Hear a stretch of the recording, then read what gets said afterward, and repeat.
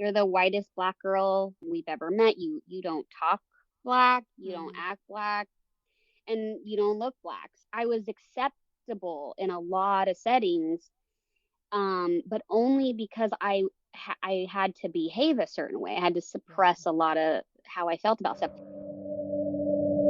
Welcome to Holy Ghosting, a podcast about deconstruction from your middle-aged mom friends.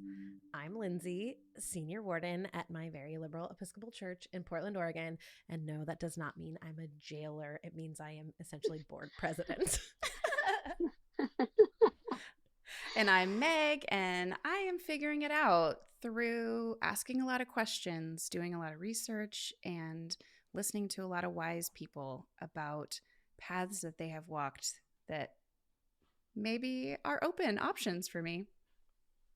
I'm Sarai, and I used to be a very good Christian girl. Those are, please use title case for that.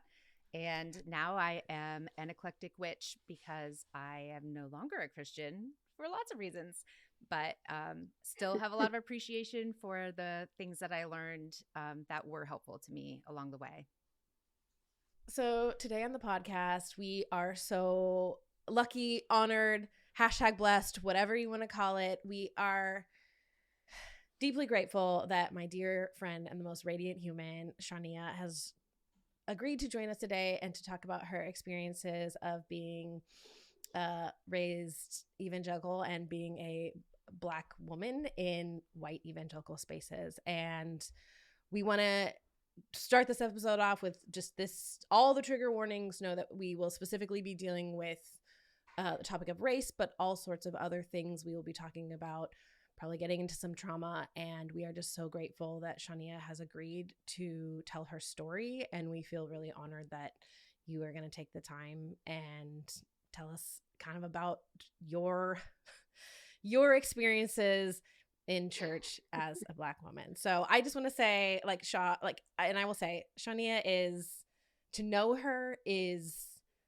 a privilege. She is truly a radiant and wise human being. Like, every time I spend time with her, I feel like my cup is full when I leave, like, presence with her. She throws the best parties of any human. Like, her Halloween parties are freaking epic. Like, I cannot even, like, this girl, oh my gosh, your decor, your attention to detail, like, it's, I don't know. I wish I had more chances. We're busy moms and our life, like, paths don't cross as much as I would like, but whenever they do, Shaw, like I said, my cup runneth over, and I am grateful for your friendship and grateful for you coming on today. So if you would go ahead and tell us a little bit about yourself, just who you are, where you're at in life right now, and then we can kind of go backwards and talk about all the fun things about childhood. Okay, gosh. Let me but after that, because that was so thoughtful and hit me in the heartstrings. So yeah, gosh, thank you for that. I'm Shaunea, and I am honored that you guys asked me to be on here. I guess I'll introduce myself a little same way you guys did. I also grew up, sort of my label or my identity was really girl. And really just that, not a good Christian Black girl, not a good Christian biracial Black girl, but just simple, just like good Christian girl, and blended in with my predominant white spaces, and basically held on to that identity well into my 20s. And then I would say in my mid 20s, I started to reevaluate everything that I had represented. And that's really when I started to kind of find myself and remained spiritual, I would say. And I'm still very much spiritual today, but in no way does it reflect sort of my past upbringing, which was, you know, pretty much non-denominational, or just as simple as raised as a Christian. Did you grow up going to church like every Sunday? Was that a thing that your family did. And kind of where were you raised? Were you raised, I think you moved a lot, but was church always a big part of where you were at? And what did those churches kind of look and feel like? So I was born in Portland, Oregon, and moved my brother and I up to Longview, Kelso, Washington area. And when I was about 5 months old was when my mom, I guess, got saved in the church. So that's sort of when that path began for our family as a whole. And then from there, church was very much a part of our lives, not just on every Sunday, but every Sunday morning, Sunday nights, Wednesday nights, right, for the youngins. And then also there was home groups. So there was a lot of our weekly involvement caught up in we know it well. Church Sounds familiar. Yeah. So it's hard to remember because it really just felt like it was just the air I breathed. I don't know if this is a stat today, but I do remember someone in the church telling me a long time ago that had like the highest number of churches per capita, like for how small the ratio of how small the population was in the state of Washington, maybe this applied outside of the state. It was an abnormal amount of churches in the town because in my experience, a lot of the times it would be one large church that would often break off into lots of small little congregations, differences in theology, or maybe like certain people got tired of certain politics within the church, and then like there'd be a new branch in town, and everybody kind of knew that's just how it went. So I grew up going to a lot of different churches that were all sort of the same community. It's like entrepreneurial. Yeah, it was a little confusing. Yeah. Evangelicalism. Yes, that's a perfect way to describe it. Even though people separated into these little groups, everyone still sort of associated with each other and knew what was going on with wherever you were going at the time. Yeah, and then the gossip mill sounds like it really was working. Yeah. We have places like that where like evangelical people will all gather. It's called One Hope. It's here in Eugene, and that's where everyone knows everyone. So that's part of why I'm always like, do you know this guy? If you're a Christian in Eugene, you have to know these people. And it's that's how it was. It works well for fueling my shit talking these days, which is nice. So thank you for existing. Oh gosh. So Shaw, I think I probably know the answer to this question. How diverse were these congregations that you grew up going to? Oh gosh, so diverse. No, let me think. Oh man, we started out at this really tiny little Faith Chapel church, and I would say my brother and I, from my memory, my brother and I, who were children, were the only church. Because at the time at that church, that that's how big your world is, really.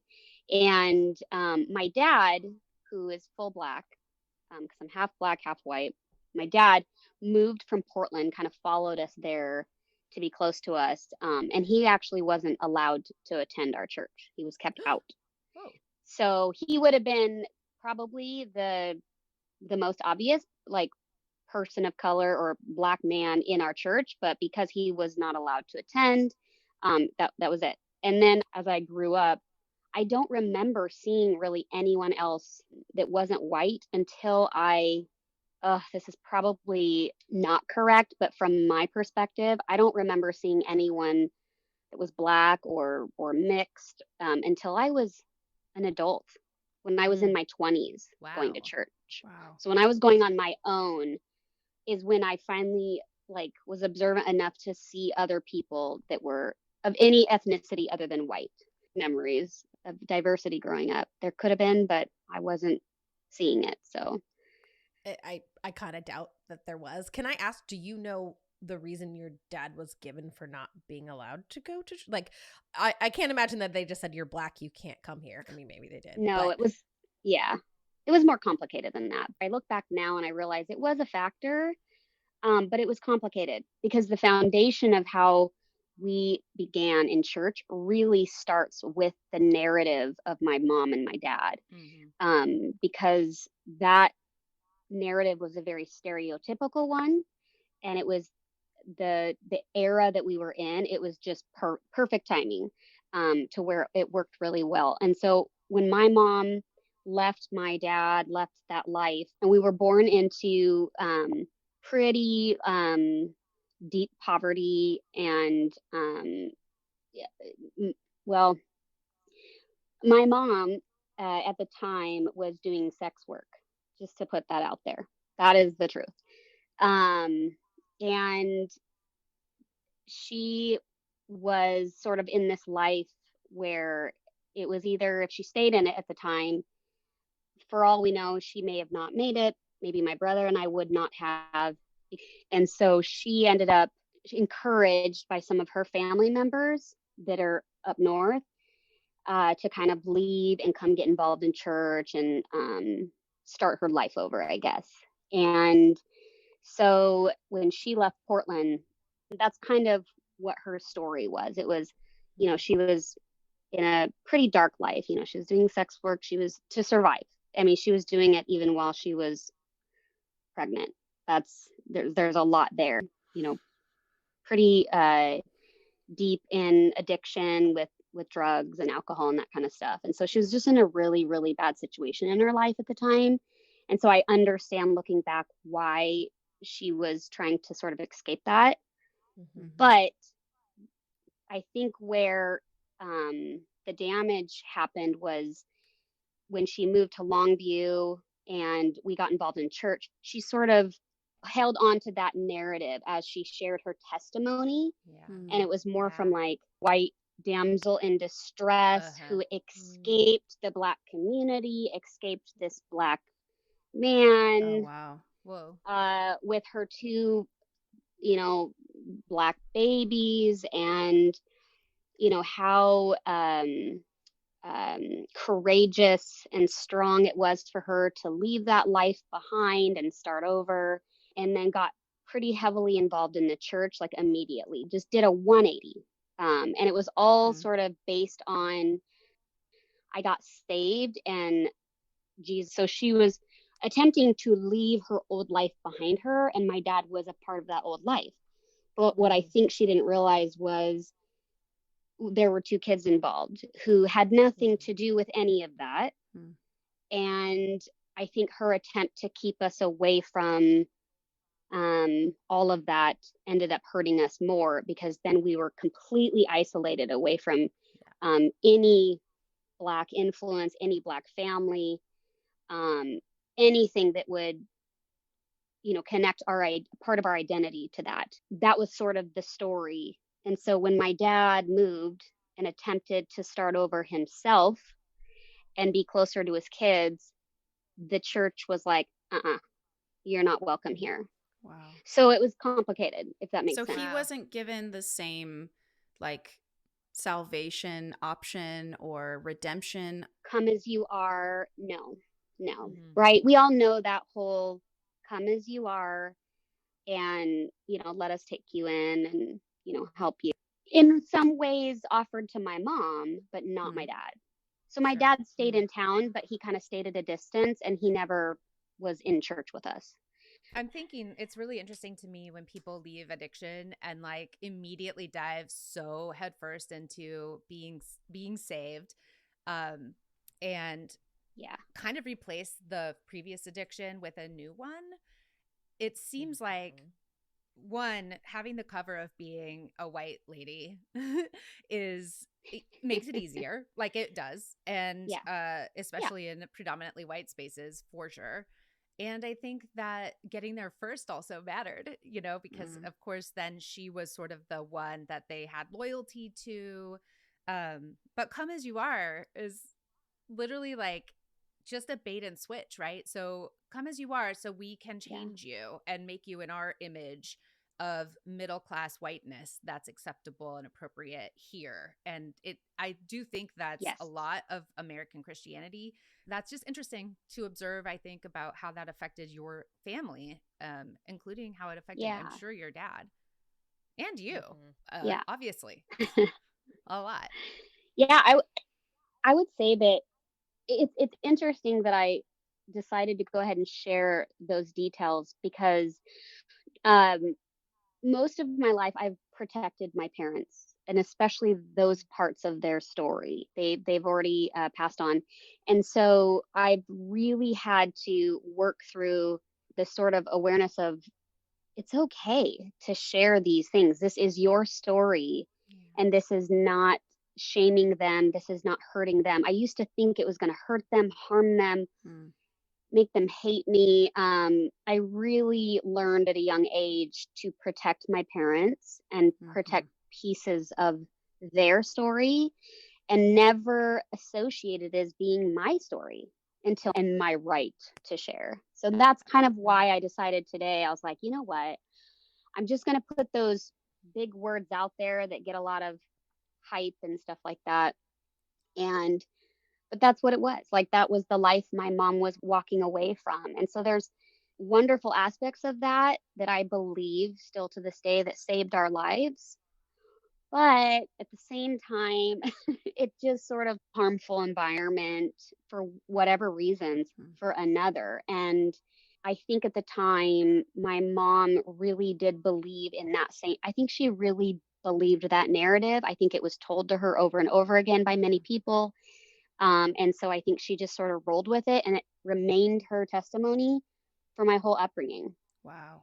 And I think what that did was it caused me to really repress any attachment or any connection to, I knew I was Black, right? I knew that was a part of who I was. But growing up in that environment, that religious environment, it wasn't possible for me to sort of embrace both. I had to sort of deny one in order to be embraced in the other. That was my experience, most of my upbringing. Did that cause you to dissociate your Blackness from yourself as well? Or was Absolutely. Yeah, absolutely. Anything that sort of I felt about myself being Black was more about my internal world because that's the only safe space or safe place for it. I was too young to feel connected to it when I was with my dad or I was around my dad and at times some of his family. I was too young to understand. A big part of why that is because my dad ended up going to prison many years later when I hit adolescence. So during those really pivotal years where you're really, really tapping into like, who am I? Right? Like, I feel like when you're going through your adolescence, you're starting to really figure out like, what am I about? Who am I? What do I believe? Like, what do I like? What do I don't like? How do people perceive me? You know, all the rest. And so at that time, he was gone, prison for 6 years before I graduated high school. I had no connection to my Blackness at all. It was gone. What did you hear about race in church growing? Because you assimilated really well into this white evangelical community. And like you said, you were a good Christian girl and you didn't really associate as a good Christian Black girl. That wasn't the identity you held at the time. So I'm curious sort of what were the messages you heard around race? And did you feel like the whiter you acted, were you given more acceptance? I know that's a 2-part question, but I'm just take that for whatever you want and run with it. I don't remember hearing any like or anything like that. Not saying that it didn't happen, but if it did, I was checked out. But I did that a lot. I checked out a lot. But I definitely got that message socially, I would say. Or even better, when I was younger, before school or even during my elementary school years, I was a very observant kid. I was like a hawk watching my mother and how other people interacted with her or treated her. So I think that with my own sort of internalized shame at a young age, like my dad's not allowed to be around me. There's no one else that looks like me or looks like my dad. I don't even know what this means. I didn't even know what to be Black meant in any capacity. Shame that came from like the way I observed my dad being treated or the way that Some of those narratives were sort of explained to me. So I had that sort of shame that started at the beginning. So on top of that, while watching my white mother interact with all these different people and talk with them, I thought that is the way to be. That's how I'm going to basically be accepted, or that's how I'm going to belong. On top of that, I observed my mom. She was a total hippie. She was kind of like a stallion. She was just wild. She was just this free spirit that, like, you could just feel it when she walked into the room. And so in a church environment, that's dangerous.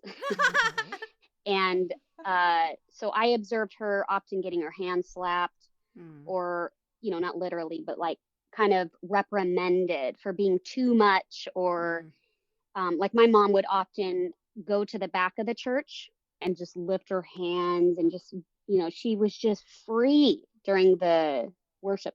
And a lot of people would always go up to her and be like, "You're being too loud. You need to sit down. God really spoke to me in this moment and told me to come tell you." What? Oh, I love it. Yes. Wow. Oh I my love gosh, a good God spoke to me. Yeah. As a fellow free spirit. God told me to tell you to shut up. Yeah. That's the message I Basically, got, yeah. for sure. And go sit your ass down, right? That was really, I remember about that as such a young kid, because you would think most kids are just, not paying attention to that. Not me. I was very much hyper vigilantly aware of my surroundings, especially when my mom was in the room. I always was like, I have to watch her in order to figure out how to be. She's my sort of my point to look at and figure out how to behave in that setting. And so because she was a little bit more free spirited and more outspoken, and she was beautiful, and I would watch a lot of the time people come over and go, "Can you please go sit down? You're being really disturbing to other participants." And so I think at a young age I was like, okay, so I can't sort of attach myself to any sort of Black identity. That's not safe. That's not accepted. I also can't attach myself to any sort of authenticity. Whatever it is that I am, it's okay and it's accepted. That wasn't okay either. Don't be loud. Don't speak much. Dress a very certain way, because my mom also got the message many times that she was too provocative, or she was a little too friendly, and also too friendly with men, especially married men. So I learned all these messages, and I kind of just, I don't know, I figured out my playbook, and that I kind of just went with that for many, many years. Did that feel safe to you, Shaw, to be in that environment and assimilate in those ways? How would you articulate what you did and how it felt to you? I don't think I ever felt safe. Never felt safe. But I did feel like I had figured out how to play the game, I guess. I don't even know if that's the right language, but you kind of understand what I'm saying. Like, I learned really early on, like, I don't have any way to get out of this. This is my life. I'm stuck here. So I either have to figure out the game and play it really well as a Black woman, because I wasn't just a white girl in church, which you guys understand that. Like, we all collectively understand that to be a woman in the church, I had to have these extra strategies, I guess, to really make it in this predominantly white environment, because I stood out and I did not want to stand out. Standing out was dangerous and scary and could get you into trouble. I learned, don't stand out, blend in, blend in the background, because my mom stood out just as a white woman. So I knew I had that wisdom very young, but she didn't know that, but I knew it. Yeah, I think it makes a ton of sense. And I think that the interesting thing about the evangelical church is that I think a lot of these messages were so covert, I think it was a lot in actions and how people were treated. And rather than, maybe they're not coming up to the pulpit and saying, horribly racist things, but you learned from the way that your mom was treated as someone who was viewed as an outsider in a different way. Your mom was, like you said, a free spirit. They knew she had been a sex worker. They knew she'd been an addict. And so already she's being othered, even though she's all in with them. She's doing all the things. She's going to the Bible studies. She's worshiping. And in some ways it's like, for crying out loud, let this woman worship. Like, isn't this what you want? Yeah. Like, that's the thing that I don't understand. She like, was like an evangelist, right? With the way that she behaved. And yet that was too much. And it's still too much. It's still too much. And so you know that, like, you know, you're already feeling like, and you're different from them just by looking at you. And so blending in is so much harder for you. Yeah, I can't. The layers there. Sarai. It's very multi-layered. Yeah. Layers and layers. And I also am really, it's interesting to me to recognize and notice how, even though your mom left a life behind and an identity that she once had, and then it became her story, that like testimony story, and now I'm reborn into this other thing, that also was never really fully allowed to happen because people in the church were still always watching and trying to control her behavior, talking about she was too friendly with men, especially married men, like hardcore purity culture, bizarre shit there. But also, like, not really necessarily her fault for just having a personality and interacting with people authentically. It's super interesting. I just feel like the stereotypes and the narratives and the pathways have been carved for millennia, and we continue to comply with them even to this day in such a repressive and high control way that your sense of like, how do I perform not standing out? How do I perform goodness so that people aren't going to be up on my case all the time or noticing me because you already do stand out in a way that you instinctively knew wasn't safe and wasn't a way that you could stand out and be celebrated. It was a way that you would stand out and then be instead castigated or abandoned or whatever the case might be. That's a scary place to be, especially as a kid and through basically your whole entire life. If you like what we're doing and you want to support the show, please come join us at patreon.com/holyghosting. Lindsay's going to do, what are we doing? Set us up. This is, maybe it's a put a finger down or whatever. Like, this is did you hear this from Christians growing up? Before we get into the game, does everybody remember amazing band DC Talk? Oh yeah, of course. I'm down with the DC Talk. I'm down with the DC Talk. Of course, we made Shaw's like, got a hand. No. Tell me can we get Shaw's opinion? I should know. No, I should know more. I'm telling you guys, I'm gonna say the same thing. I really blocked a lot of shit out. I think I even blocked out as much Christian as I possibly could because it was just terrible. Christian music and country music was like, it was just shoved down my throat, and it never tasted right to me. Just never tasted good. Yeah. So I don't think I got into DC Talk when everybody else was at the time. I mean, so I don't remember very much. That's another blessing in your life. That's so they were exciting.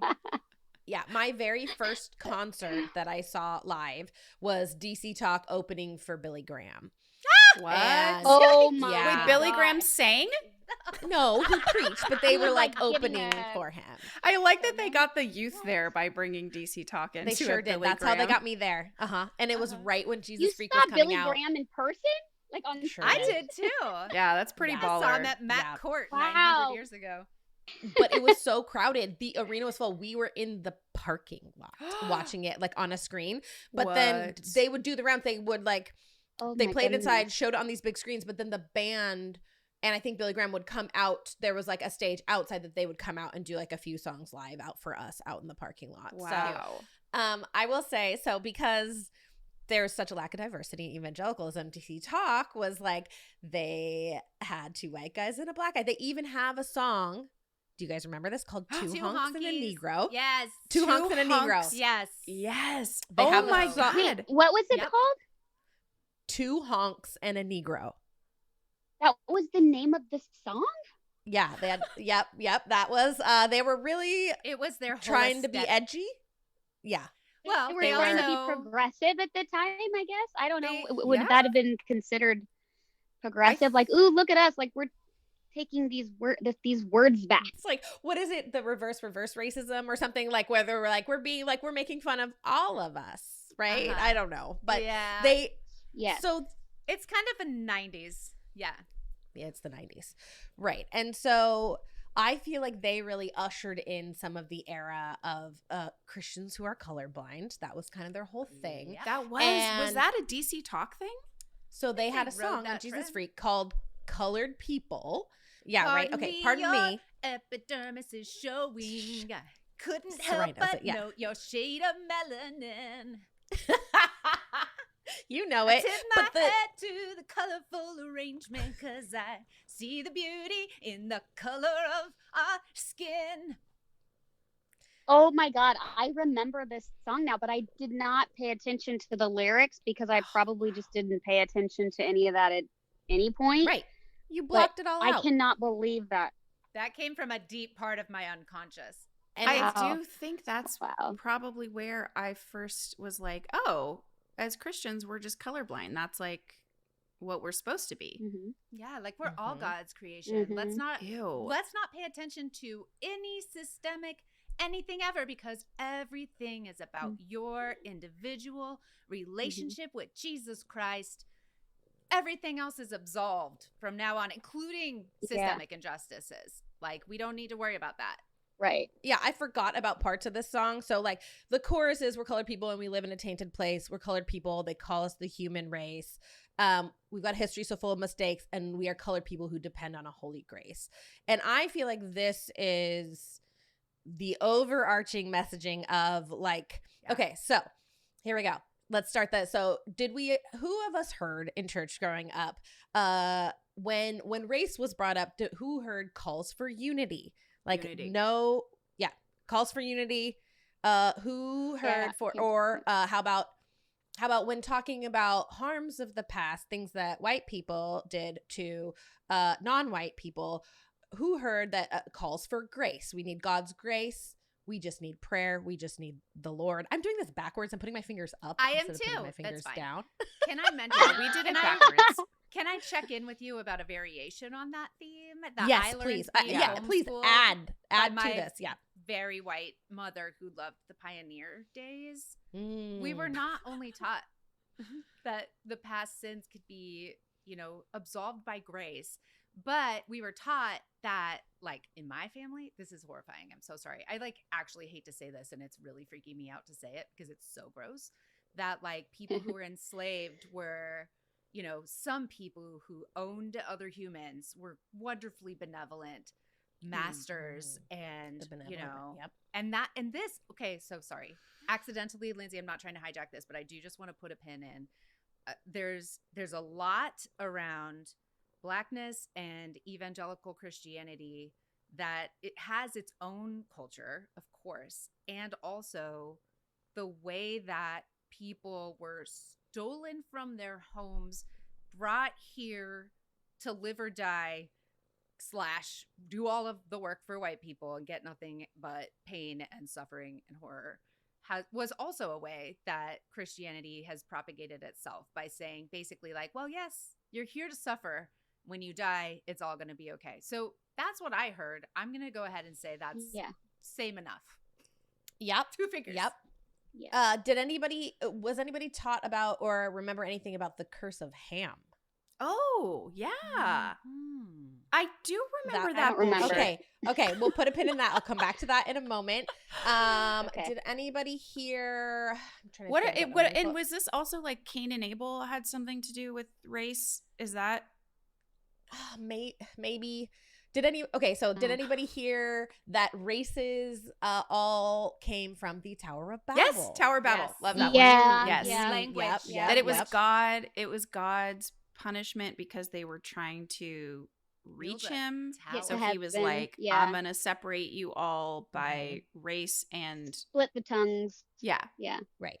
But also, did anybody hear that there is, in Christ, there's only one race, the human race? Yeah. Yeah. That's I heard that. colorblindness, right? Yeah. Like, Right. Yes. It's Yeah. similar because it's Yeah. like it's Yeah. divisive. And so that's a lot of that Like goes we back all to, bleed red, right? If we cut ourselves, we all bleed red. Kind of the so Right. we're all the Well, and- same. red and yellow, black and white. We are Ugh. precious in Oh His my sight. That God. song Ugh. is so problematic. Yeah. Oh, terrible. Oh my gosh! They're telling I love it. children this. I remember as a little girl, like singing, like I can imagine myself as a little kid singing that song. I Red didn't and yellow, know it was black and about white. skin tones until I was much older Yeah. and was like, wait a minute, ew, what? That's Yeah, like, it's when you ask who's that question, yellow? who's yellow? That's when every kid Clearly. finally gets to that point where they're like, wait, time. we're talking about people's skin? Who's yellow? And we only knew I- red because And red. of racism toward Native Americans. Like that's Yeah. why Well, it's So Native terrible. Americans, Oh, Native Americans, Yellow and is Asians. Asians. Asian. Yeah. Yeah, that's what it is. Hate Let's to gross. differentiate all these people because the Tower of Babel gave us a really cute reason to embrace tribalism. Fuck it. Okay, go on. Also, Peter Yeah. Pan, I think, Yeah. reinforced the red man Killing me. I idea. love it. So Jesus loves the little children, and then Peter Pan's the red man Damn. just told me that Native people are red. So I We learned that really, at a pretty young age. really consumed like, have you some ever racist shit as seen- kids. a Native person. Like, have you? It's just It's such bullshit. It's just, a bunch of white people got Ugh. together and were like, I don't know, let's just like red and yellow. It seems You know fine. who's red? Me. Anytime I'm in the sun, immediately. That's who turns red. That's me. Okay. It's white people. It's true. yeah, we're the Yeah. red ones. Yeah. That's true. I couldn't frankly remember again like a sermon being preached, but I knew I was like, if I start peeling back the layers, I know that there was such weird stuff, and I'm so far removed from a lot of these things now in my life. Like, so much of this comes from if you take the Bible, if you interpret the Bible as literal, if every single thing in the Bible is literal and it happened, and if it didn't happen, then your entire faith is gone. Nothing. Then you have to find these ways Yeah. to justify certain scriptures and certain things. And so, like, if you have to believe that all of us are descendants of Adam and Eve, every single last fucking person on this earth, then Mhm. it makes sense where you're like, well, we're all the same. And we're all, and I watched a scientist video like describing Heavy air quotes from Lindsay. heavy air quotes there on Hello. why some scientific justification for why all of the races in the world that exist now could come from two people, which is funny because there's actually, I did a little research, and there is a conservative like scientist think tank or whatever that in recent years has actually said, like, with DNA and what we have now, that these conservatives are like, we cannot in like good conscience say that we have all descended from Adam and Eve. Like, the science is just not there. Doesn't And support like it. a couple yeah. of these guys like lost their jobs because they were just like, you can still believe the Bible and not think that Adam and Eve were real people. Because I remember being a kid and being like, well, that's weird if we all like, people are very different, and No, we but all can we even go back to like, there was one woman and she had boys as sons, and then and there's and a lot of then incest. A lot what? of incest. No shit. I Well, mean, and mind the you, whole story let's- of Noah. Hello. Right. Let's also go back to the fact that we actually wouldn't really all be from Adam and Eve. We would be from Noah and his family because, like, God killed everybody. oh, that's right. Yeah. The So- earth was like yeah. completely destroyed Oh, with that yeah. one flood. Well, that's one of the theories I've heard is like, oh, all of Noah's sons-in-law were of different races or something. Like, it fit into the 2x2 Sure, okay. shit, you know? Like, yeah. Right. Yeah. Cool Well, and that story, was bro. that's where the curse of Ham comes in, and so I remember Is Ham hearing it. Is Ham like post Noah? So it's It like was Noah. one of Noah's sons. Okay, I okay. think. Yeah. And so it was Shem. Sorry, I Ham, didn't get and a Japheth. I didn't get a degree in Bible, so Mhm, I I've did. just got to I- lean in on yeah, you on guys Sarai are and way Lindsay. more. Y'all Yeah, got lots of details that I can't even recall. Like little names here and there. I'm like, yeah, I remember, but I can't remember a lot of the scripture anymore because I just haven't looked Good at for it you. in so You long. probably weren't actually I'm taught it. impressed. I'm actually. Yeah. No, the truth is, like, most Christians don't know the story of Noah. They just know the cute animals part and not the Mhm. his daughters The getting gnarly- him drunk and getting pregnant from his fucking penis. Like, Mhm. good Yeah, Lord. exactly. That's a- Disgusting. Hello. Or I think I used to read my Bible pretty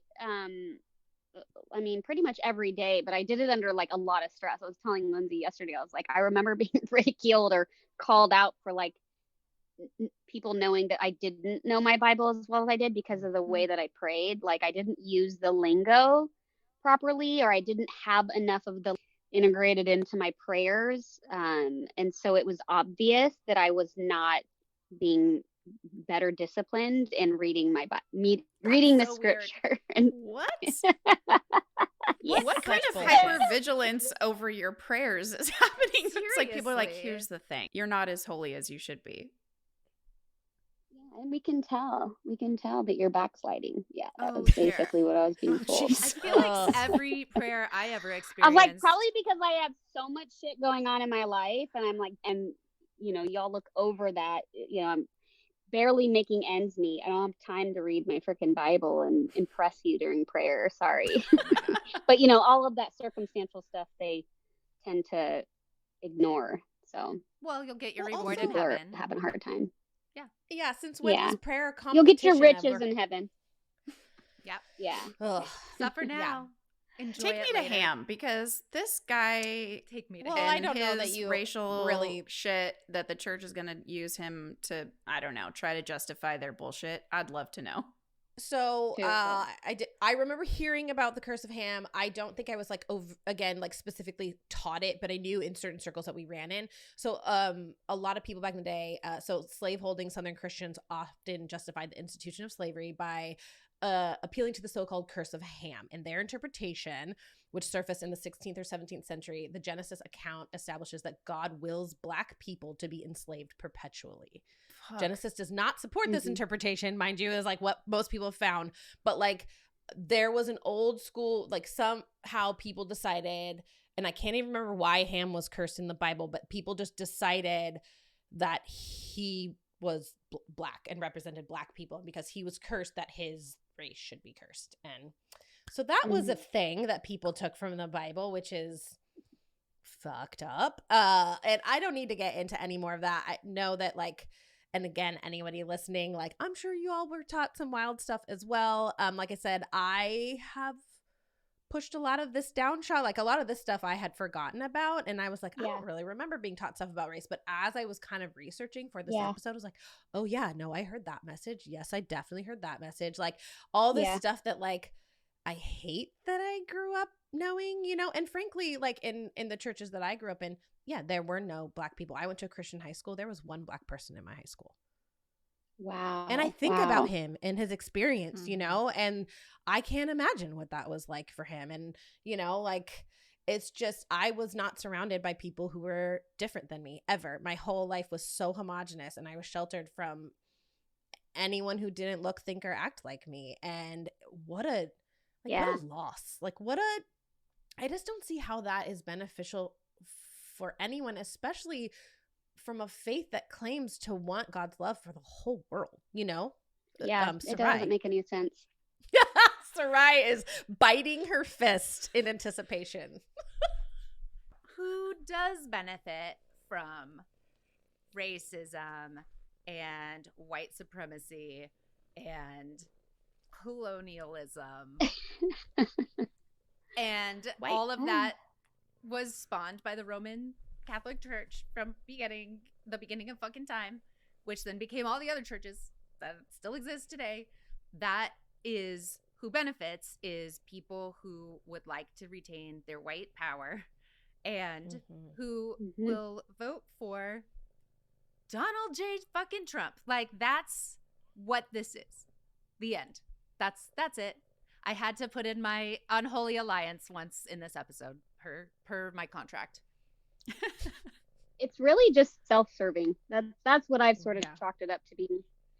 It's not a collective goal, or I mean, I know that there's people out there. I always remind myself, even when I speak about these kinds of things, even when I criticize it as a whole, like I know people, I mean, when you grow up in that environment your whole life, there are such good people that hold on to those ideas and beliefs, and in no way do I ever want to disrespect certain people that I've known throughout my life that still hold some of those beliefs. I yeah, I would say that like as a collective goal that people in power, I think, had in mind was this is about serving ourselves. This is about us getting at the top, really. I mean, it's the same systemic junk that, you know, you deal with in every other sector. That's how I look at it. So Yeah. I think in the so church, they it's just make it as, a morality type of issue. yeah. This is a powerful thing, isn't it?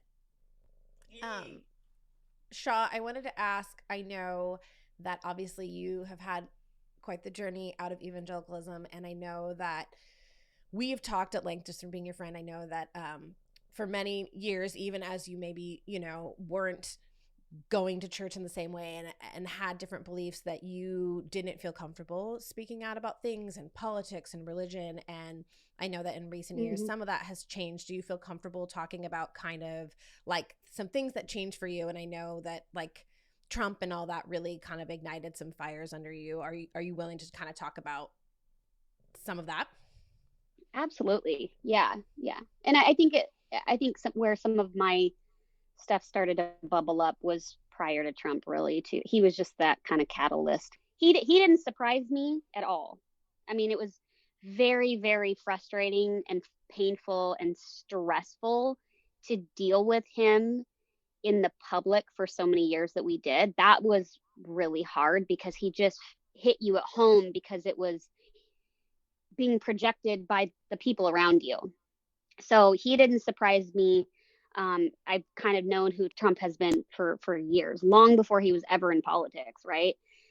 2020 really just the reality of what was going on around me, my entire upbringing. It really revealed the reality of a lot of people that I still admired and respected and kind of still stayed a little bit in contact with. And so when I started seeing their behavior and their reactions to stuff, that's when I was like, oh my God, this is hitting me at home. And it was intense.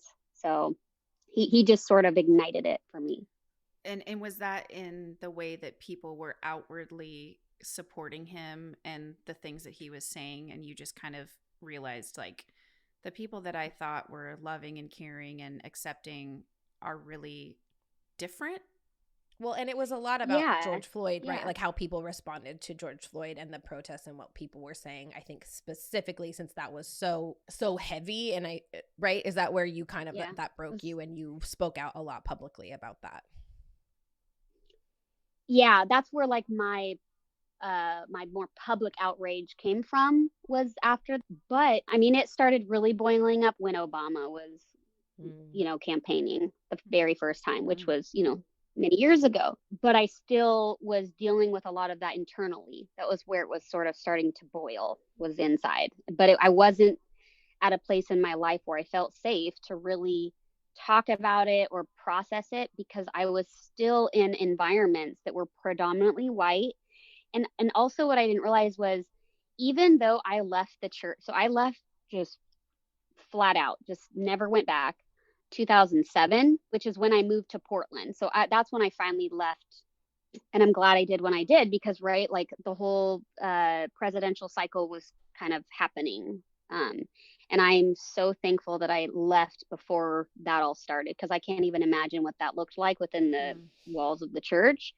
Throughout, I was still heavily in a conservative environment of people, even though I had not identified as a conservative. I didn't identify as a Republican. I didn't really identify as a political individual in the first place, but I considered myself progressive. I've always sort of considered myself liberal, but I just never really got involved much in conversations. I was very, very careful, very, very careful. So when all of the Obama stuff was going on, from people, like, no joke, real concerns from friends and family that were like, I think he's the Antichrist. Oh, all I the really time. do think, like Yeah, wow. it was. And I even got asked, like, I mean, come on, like, right? Don't you? And I think I was so surprised that they felt that way, but I think they were shocked that I was like, what in the hell are you talking about?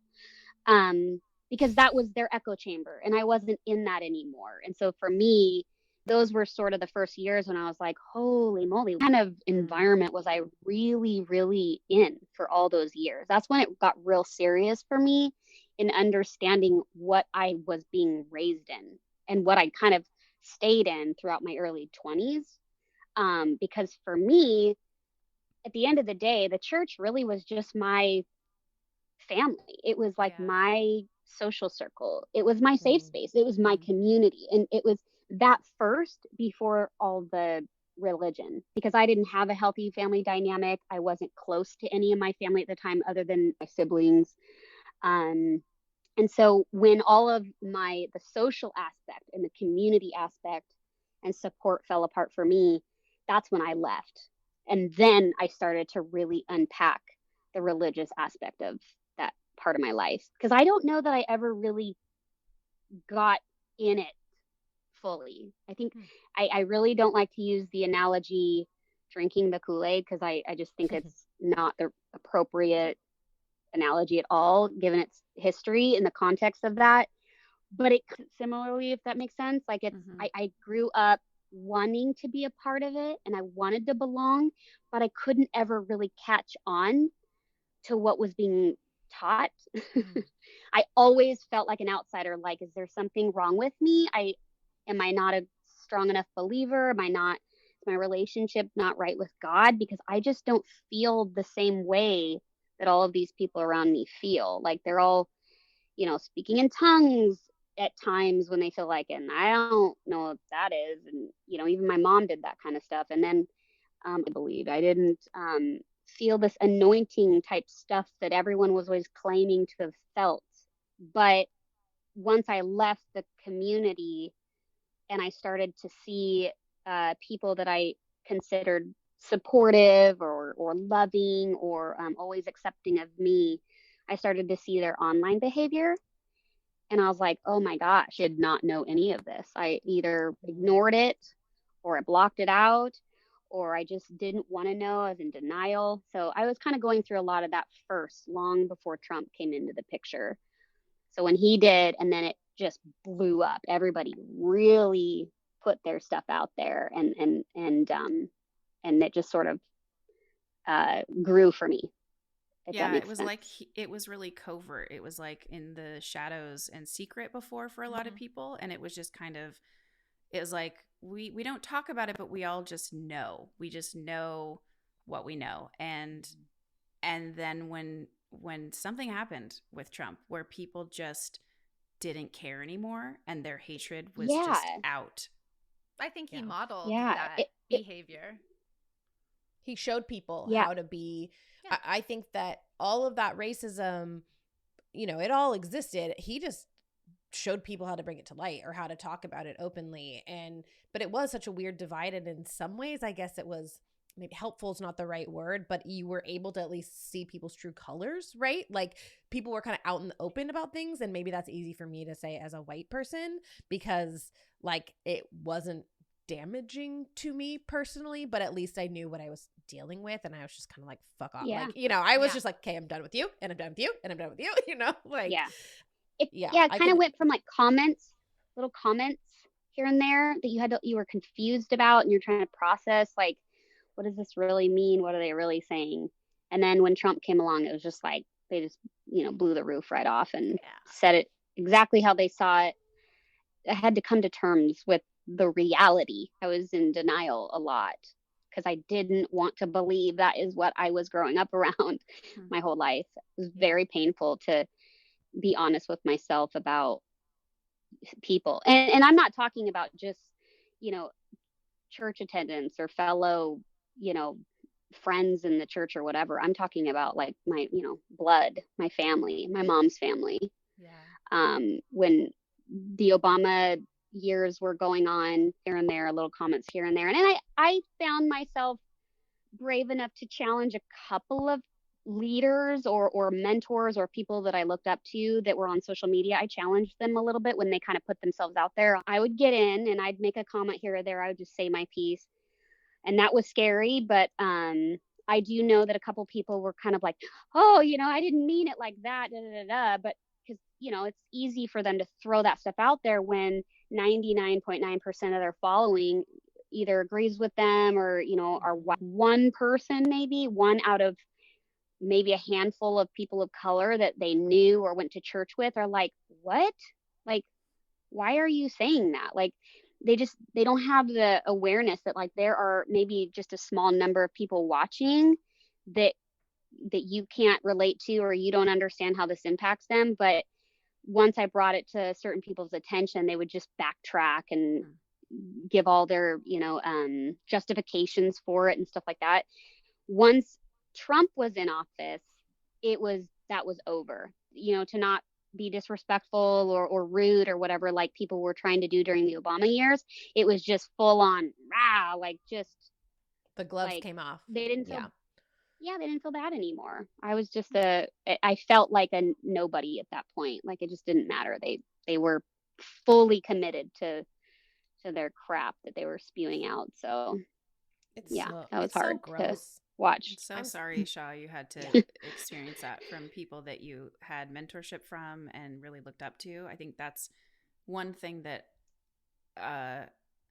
it's really hard to reconcile that, especially people that you thought really were looking out for you and did have your personal best interests at heart.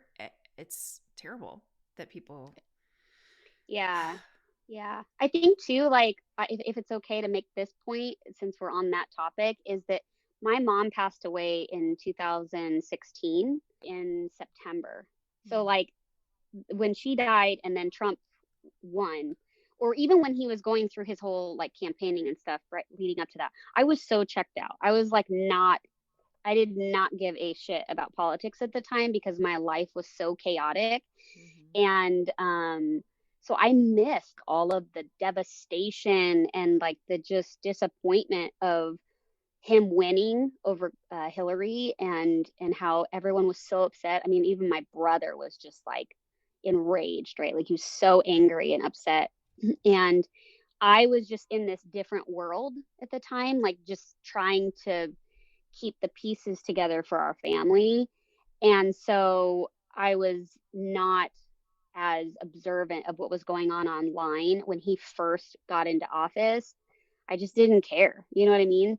I think there were a lot of people around me who did care, were like, including, some of my own family, were like, you should care about these things. Like you just, I think my brother and I, we've reconciled this and we're past this. But at the time we were kind of at odds because he didn't understand why I wasn't more involved, more engaged at the time. And I think for me, I just didn't have the capacity for it. And so then when the pandemic hit and we all had time to sit and watch everything going on, right?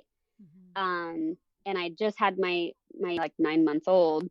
So I was going through that new motherhood and stuff like that. So super hormonal, whatever, just figuring out life and surviving. And then I saw the whole like George Floyd thing. Obviously that was devastating. It like rocked me at the core. But what was worse was seeing people I knew or in the church that I grew up with in my whole life and my mom's family just become so nasty online. That made it so much worse for me. And that's when I hit a wall and fucking ballistic online. I just was enraged. And I was like, I'm putting it out there. This is how I feel. Now you know. So. And you got a lot of pushback and you lost relationship over that, right? Oh yeah. I lost family. I mean, I don't know what their perspectives are on how they saw it, but for me, I knew what it felt like to be abandoned many, many, many times throughout my life, but that feeling of abandonment during that time it sent me into one of my worst mental health states after that. Like I was in a crisis, like, and it was impacting my body. I was losing weight. I was not sleeping. I was having like convulsions. I was severely dehydrated. I was a mess. I don't know what was going on with me, but I think it was like I was coming into this reality. It was like I had been shocked or something, or woken up from being asleep. I think what people from my hometown or from my past don't realize is that the majority of my environment's been white people, white family, white friends, white colleagues at jobs and things like that. But as I got older, I started to get closer to some of my dad's side of the family. So I had more Black followers, right? Family members or some friends that I've met throughout the years since moving out of that town, or that I went to college with in Chicago. And because I was aligned with them more and I was seeing their posts, and it really encouraged me to speak up, because for the first time in my life, I felt like I had a little bit of a community that I was aligned with, but it was very small. And then I also had my brother really pushing, like, don't miss this moment. So I was feeling the pressure, but I also was feeling my own internal pressure to finally speak my truth. And what happened before I posting stuff publicly was I was getting massive DMs and text messages from people throughout my life I was their token. I was the one they came to with all their questions. I was the one that they came to. I don't think they knew they were doing this at the time, but they were like seeking validation or seeking some sort of, they wanted me to ease something for them that they were feeling. And I think I got so exhausted, big post. And I was even honest. I was like, this is the scariest thing I've ever done. I mean, I've been through some scary things, but this was so scary for me to just put it out there on why this stuff was impacting me. And also, I think I was speaking to I was speaking to my family, speaking to friends, but I was also speaking to my brother too, because my brother was hurt that I'd never really spoken up about this stuff online. And he never really took the time to get to know why. And this was my way of sort of speaking to him too. Like, look, like, I spent my whole life the way I coped and survived my environment. I stayed under the radar. I mean, I didn't in every aspect, but I did when it came to these really serious, controversial topics, because the odds were I would always be the only one that felt the way I did, and I'd be the anomaly. And that's not a good ratio, like, when you feel called to speak up about something that most people around you aren't going to agree with. You learn to play the game, right? And so it makes so much sense that this was literally a survival tactic for you, Shaw. Like, of course you didn't want to speak out about things, because your whole life, I mean, you're also surrounded by people who, like, when you did try and you assimilated and you would pray, they would like criticize you for like not praying correctly. So of course you don't want to like open up that can of worms and get into your actual feelings on racism and all of these things. It makes a lot of sense, because you were never free. Right. You also saw your mother being free and expressing herself, and that being squashed over and over again. So you had a million reasons to not. I know. It's surprising though how many, your average person doesn't really have that depth of awareness to understand how complicated that is, and I think a lot of the criticism or ridicule I've gotten throughout my life is, I mean, I don't know if people have ever used these words, but they certainly felt this way in the way I was treated or talked to, but like that I was superficial, that I was like, somehow I was excited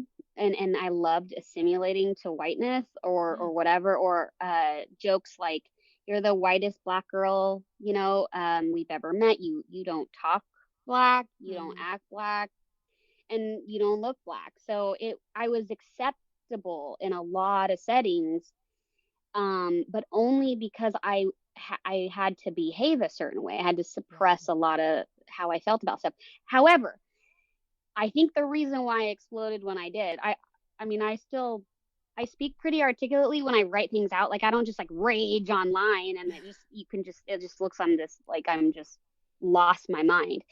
But to me, that was like a big deal. It was pretty extreme for me in the way that I put myself out there. But I don't know. I thought that I can't keep this stuff down anymore. And I have at least a small number of people around me that at least if I put it out there and I get some pushback, I'll have some support. After I posted this really nice, more like cushioned little message that I put out there, trying to be respectful and careful, and I treaded lightly, I mean, I would get text messages after posting something from people in my life. A lot of it was private. It was sneaky and private, and it just fucking pissed me off. I'm gonna say that because that is just exactly how it made me feel. Because I was like, how dare you be such a coward to like privately DM me? And I got to the point where I had to turn my DMs off because it was so traumatic for me. It wasn't like I was just dealing with like one or two people that were like bugging me. It was like, people from my hometown, people that I had been around in Chicago, people I had been in college with, people I'd gone to, work with in Portland, people in my current social circle, people in past circles, just coming from every angle. And I didn't know how to handle it all. And so I kind of shut down for a while. Then after I saw more reactions from people, I came back online. I did not hold back at all on my second big post and I didn't name names, but I kind of called people out without calling them out. I was like, to those that said this kind of shit to me and my brother, or those that have done this or done that, like, you need to understand. So I made a lot of people feel a certain way, and they probably felt some shame or felt embarrassed, but nobody knew who they were. They just knew who they were, right? So I had a lot of people come back at me and tell me, like, your posts are basically telling us that if we're conservatives, we're racist. You might as well have just said, hey, all you racists. I'm like, that's not what I said. But also, I had people that were, I would say it. But I had someone that I barely knew take some tiny little post. It was more of a humorous one where one guy was saying how to argue with a conservative about race, asking those typical questions like, why are there more, Black men incarcerated in prison, right? And those typical stats that get thrown out with politics. Justifications for racism. Yeah, they just kind of gloss over these little statistics to justify their agenda. And then the other guy on the other side of the line is like blasting him back, but in a very respectful way, sort of debunking those statements with real facts and statistics. And I thought, this is a really important thing to listen to. And I even got people that I barely knew responding back to me going, thank you for posting that. That was actually really informative. They never took it as like, I'm calling out all conservatives or Republicans as racist or anything like that. But just this one person did. And I didn't hold back. I was like, I don't know where you're coming from, but you don't really know me. So I don't know why you're privately DMing me all of this stuff. And I don't find it appropriate having a conversation with you about this kind of thing. And I also said, if you, believe differently about this or that, then this post doesn't apply to you. So then it's not a big deal. They got so offended. They were telling me that I made them cry, and that I was like, I think one of the things that they said was, I didn't realize you had so much hate in you. Oh, of Oh, course. God. Because they Fuck can that. only see Nope. it. It's so interesting, Shaw, because earlier I was like, I bet given the white expanses that you've had to inhabit, that you're probably a lot of people's only Black friend. And I assume that when people have been confronted with that, they probably have continued to, I would guess, I've seen this happen many times from people I know talking about or considering others, but it might be that you're kind of like the one exception for them or something. And they're saying things about Black people and spewing terrible racist shit, but they don't see themselves as individually racist because they can't understand systems at all. Hey, listen, if you're an evangelical right now and you are still under the illusion that every individual is somehow like on their own and doesn't have any other influence besides whatever they bring to the table, I guess, or like what Jesus is telling you or some shit, you're fucking wrong. So you need to stop it. And you also need to like do a little bit of work to educate yourself about how things work in the world. How does culture work? Yeah. How do systems Yeah. exist? Why do we have a white supremacist system? Because it was made by white people for white people to continue to have power. God, it's so simple.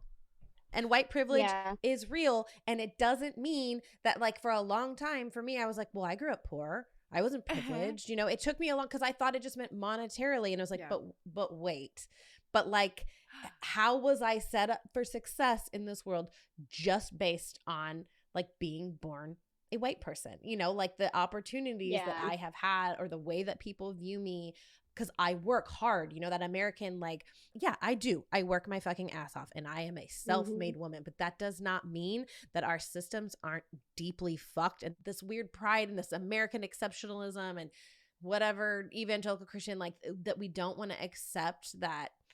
Yeah, I don't know. Like, white privilege is real, y'all. Just take a second. And like, I had a defensive reaction to that the first time I heard it. Like, I want to believe that I am a self-made woman, and I have to realize, like, sure, to a point, but like at the end of the day, the systems in place in our country have set me up for success more than Black and brown people. And it's the truth. Yeah. For people to not understand like how this impacts everyone, it isn't just white people. Like I can be very honest about the fact that I grew up with a white mother, completely isolated away from my Black side of my family. And I sort of got stereotyped in that the life that we got away from was the worst, and that like closer to whiteness, white family, white church, white environment, white town, whatever, was closer to holiness and safety and a better life. But it was the opposite for me. So like mom's side of the family is the most dysfunctional, where most of the addiction is, incarceration and criminality, and a lot of generational trauma and dysfunction and poverty and things like that.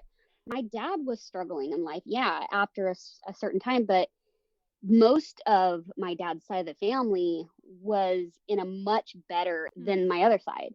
But I didn't know that. I was never told or explained that until I became a much older adult, till I learned like and became aware of like, whoa, like I've been growing up under this narrative, this stereotype, and it's been reinforced in my mind over and over and over again, not only by my own mother and my mom's family, and you know, at times in church and in our social setting, but access to my dad's side of the family, I didn't get to see the distinction between the two. I was like looking things up to find anyone else out there in the world that could understand like this dynamic, even though I know there's a lot of me's out there, right? Like Black and brown kids being raised by their white parent or white mothers. I read this thing one time where this mom said, I realized she naively thought, which a lot of white mothers with Black and brown kids do believe.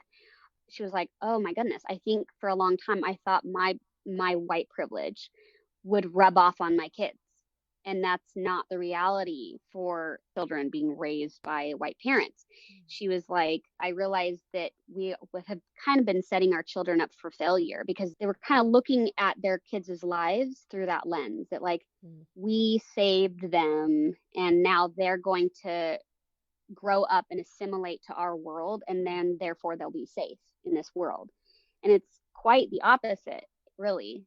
And that was my experience. My mom, you know, I never had really any sort of conversation with my mom before she died about any of this stuff. Never talked about race ever with her, which is hard to believe. That's but wild. I was also raised under that colorblindness, which then caused me to sort of harbor, without the awareness of that, racism towards myself. And I can even admit as a young adult, because of everything that I had been conditioned to believe about myself, I ended up sort of projecting some of that onto my dad. And I had to work through a lot of guilt and shame after he died with some of that, because he struggled in ways that I fully couldn't understand because of how young I was. And I think he tried at times to connect me, didn't know how to. Looking back, I'm like, man, if only I'd had more of that, more time with him. But he was gone. during a very big chunk of my adolescence. And when he ended up getting out of prison and I was able to get close with him again. I mean, we remained close while he was away through letters and things like that, but he missed a really pivotal time in my life where I needed him. And when he got out and I was in my 20s, we tried, but 9 years left with him before he passed away in 2009. So I just never got there with either of them. So I've really had to figure a lot of this out on my own. That's tough. It's so much work you're doing. And I know that you're not going to ever finish it. And it's a lot to have to process. I appreciate you processing some of this with us and allowing us to remind you of some of this hard shit. It's really a gift to us, particularly for me as a white woman, to be able to just listen. And I feel really honored that you were so vulnerable with us and shared so much with us. Thank you. Yeah. I'm sorry. I don't know. Yeah. I'll say it forever. I'll say You it on don't have behalf. to be. You You don't have to experienced do things that. It's that okay. Are not okay. And we need to voice that. And we need to, I want you to hear that those things that you experienced were not okay. And the way that you were treated, the way that you were forced into assimilation, and that whiteness was held up to holiness is the most disgusting shit ever. And I'm so sorry that It is, especially that you experienced that as a child. Mm-hmm. Yeah. Thank you. Yeah. The way that white evangelicalism has decided what worship should look like it's so damaging. And I think that it took me a really long time to realize that it's like this dominant group of people with the most influence. It's like it's a colonization of religion. Like, white people decided what spirituality should look like. And like you said, you are a deeply spiritual person, Shaw. And I think that, and in some ways it makes sense that you never fully bought in because it didn't resonate with your spirit, and you went along with it because it's what kept you safe. And I'm so grateful that you've found a way out. You have found some safe communities and support. And I know you do the work, girl. Like, you have inspired me to do more the ways that you have processed some of these traumas, and you continue to grow, and the way that you lean into it and don't shy away from it is really inspiring. And my hope with this is that we can maybe inspire others who have been in similar places, and at least know that they're not alone, that there's people out there who have had these experiences. And I'm just, like Meg said, I'm deeply grateful and honored that you were willing to share that with us. You are just a light, Shaw. I really love you. Thank you for being willing to come on. Yeah. Appreciate it. It's a generous thing to do. Thank you so much. Yeah. I know there's like only so much time on a podcast, but there's so much there. But I was glad that I was able to kind of unpack some of the stuff with my parents, with the church, and growing up in that environment, because there's a lot there, that led to why other things sort of took place in my life. I really appreciate being given the opportunity to talk a little bit about some of it. So not easy to do, but I appreciate the space to do that, because I've never really been given that opportunity. So it means a lot. Thank you, Shaw, and thank you for being on with us for a couple hours. And hopefully this gives you some relief and some freedom from some of these things, to be able to speak your truth and to be able to know that you are supported and you are loved and that we see you. And that shit is fucked up, and we're going to help change that. Thanks so much for joining us for this really special interview with our amazing friend Shaunea. If you like what we're doing and you want to support the show, please come join us at patreon.com/holyghosting. We share exclusive behind the scenes stuff there that only you get as a patron. We would love to have you join our community and our conversation. We're on socials at Holy Ghosting Pod or Holy Ghosting on TikTok. What was her name? Amy Grant. Yes, we thank love her. you. Amy Grant was I loved her, definitely. And then Delirious was one that I was into. Yep. Do you mean Delirio 5 exclamation point? Yeah. Oh, sorry. Question mark. Yeah. Yeah.